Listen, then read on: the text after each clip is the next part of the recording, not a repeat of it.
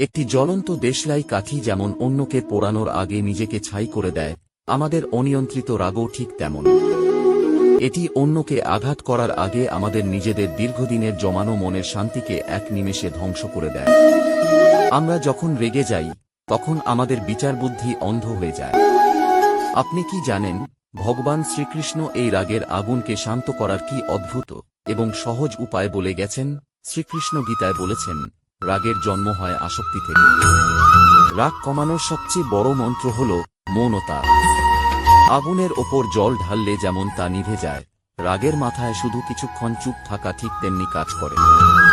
নিজেকে প্রশ্ন করুন, এই রাগের ফল কি 1 বছর পর আপনার কাছে কোনো গুরুত্ব রাখবে? শান্তি কোনো বাইরের বস্তু নয়, এটি আপনার ভেতরের এক নীরব শক্তি। আজ থেকেই নিজের রাগকে ভালোবাসায় রূপান্তর করুন। আপনার ওপর শ্রীকৃষ্ণের আশীর্বাদ বজায় থাকুক। রাধে রাধে। কিন্তু শুধু কি রাগ? বর্তমান জীবনে আমাদের সবচেয়ে বড় শত্রু হল অতিরিক্ত চিন্তা বা ওভারথিংকিং। আপনি কি জানেন অপ্রয়োজনীয় দুশ্চিন্তা কিভাবে আপনার ভাগ্যকে আটকে দিচ্ছে, এবং কিভাবে শ্রীকৃষ্ণের মাত্র একটি উপদেশে আপনি এই মানসিক জেলখানা থেকে মুক্তি পেতে পারেন? নিজের জীবনের মোড় ঘুরিয়ে দিতে পরের পর্বটি মিস করবেন না। এখনই সাবস্ক্রাইব করে বেল আইকনটি টিপে রাখুন। রাধে রাধে।